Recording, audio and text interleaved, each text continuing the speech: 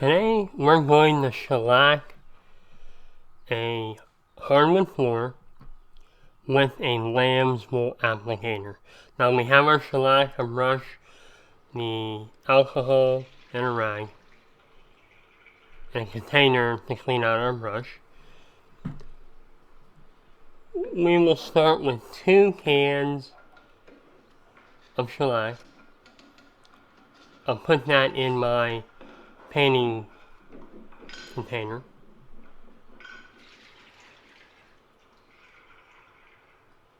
I usually work with 2 cans at a time.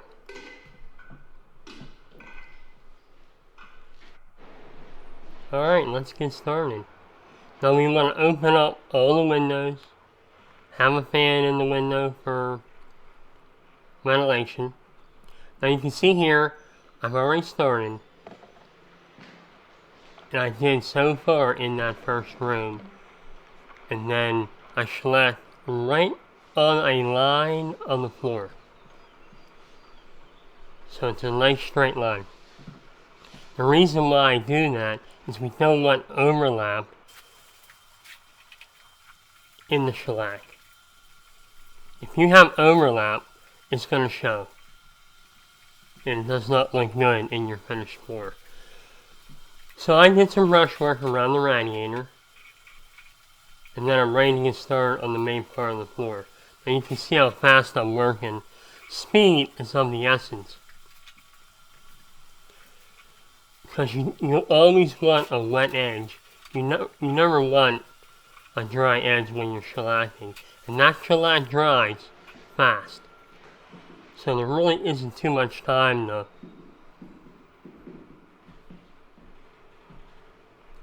delay on putting the shellac on. Now here I'm going to bridge the 2 rooms together. So I will follow a seam in the floor all the way across the room that is the same seam that's in the other room. Because that first room that I did, that shellac is already dry. There's no way to keep a wet edge in 2 rooms. So we will follow this all the way along that seam on that floor. Now the best, if we can follow that seam as accurate as we can, we won't have any overlap that you can see in our finished floor. And I'm going to say again that overlap in a shellac floor does not look good. It is, you can tell there's 2 coats. So we need to take a little bit of time and bring these 2 floors together with that common seam. Now we'll do the same on the other side of the room. I'll start in the cupboard, and it's the same process. So at this point, our 2 rooms that we've done, that seam has already dried while we're bringing the other part of the room together.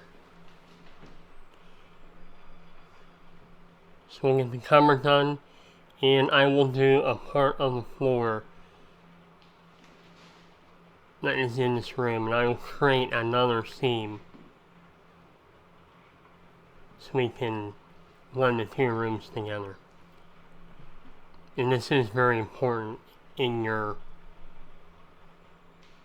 shellac work. When you use a brush, you don't have these problems, because with a brush, it is very easy to follow the seams of the floor, and you don't have to worry about that. You have a lot of control. Now with the lamb's wool applicator, it's fast. You can get the floor done 10 times as fast. So you can see here that I've done most sides of the room. I left a spot where I can stand and still work.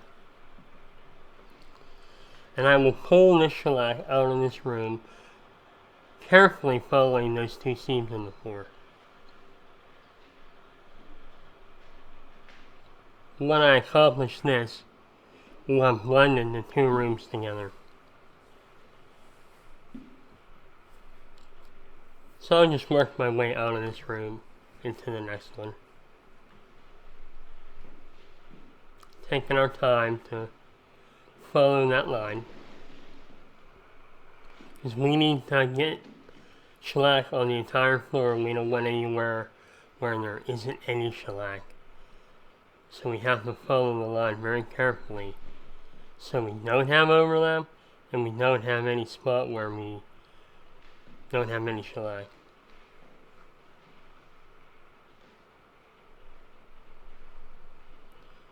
So my preferred method is to use a brush.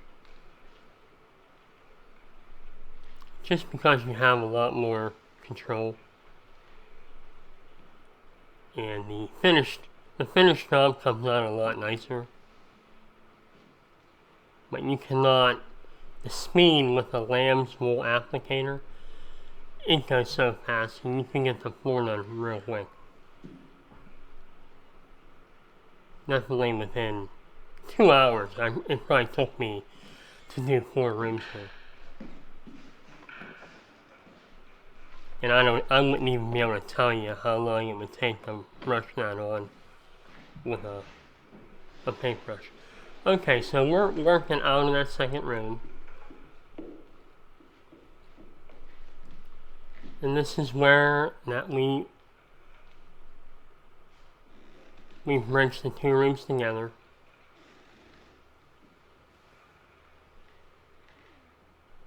Again, following that line very close.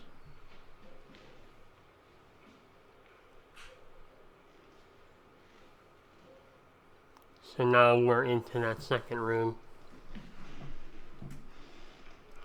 And once we get into that second room, speed is of the essence again to maintain that wet edge.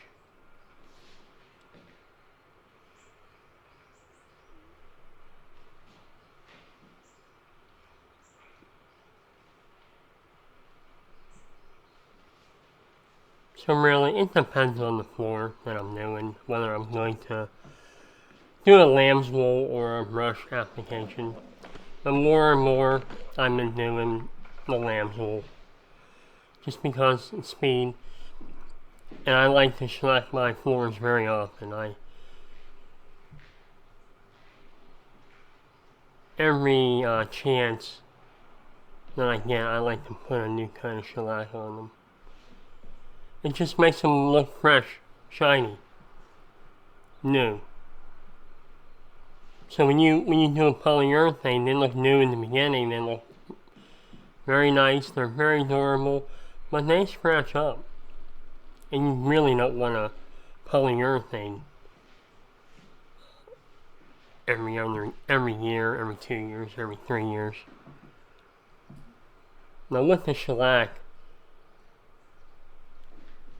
even if your floor isn't perfect, you can always come back and touch it up. Especially if you're not happy with how it came out. The shellac isn't the end of the floor refinishing. It's just one more coat. There'll be many more coats in the lifetime of the floor with shellac. It's very easy to fix scratches, renew.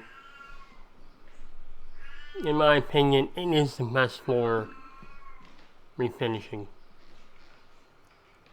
Especially in floors that aren't perfect. You want a nice looking floor, but you realize that the floor is not a perfect floor. Especially in this floor here. This floor wasn't perfect. Okay, now we're back to where we need to quickly apply the shellac and keep the wet edge so we don't have overlap.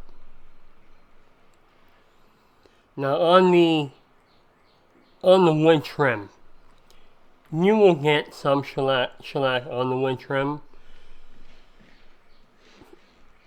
And I don't really concern myself with that too much, because I will come back and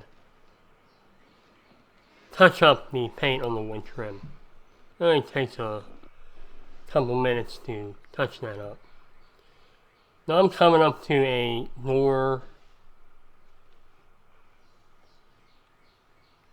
an opening here.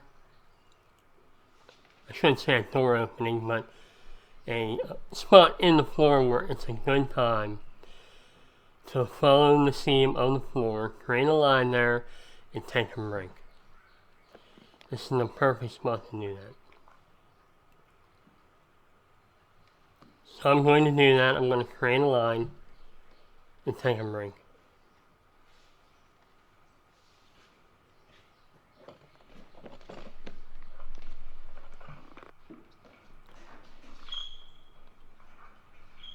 Alright, I'm working on the last room here that I have to do, and this is the kitchen area. Now I did one other room in the same fashion. Now here also I want to show you is that I did brushwork around the radiator. That dried up. Now I have a spot where you can tell where I have a area there where you can see where you overlapped it.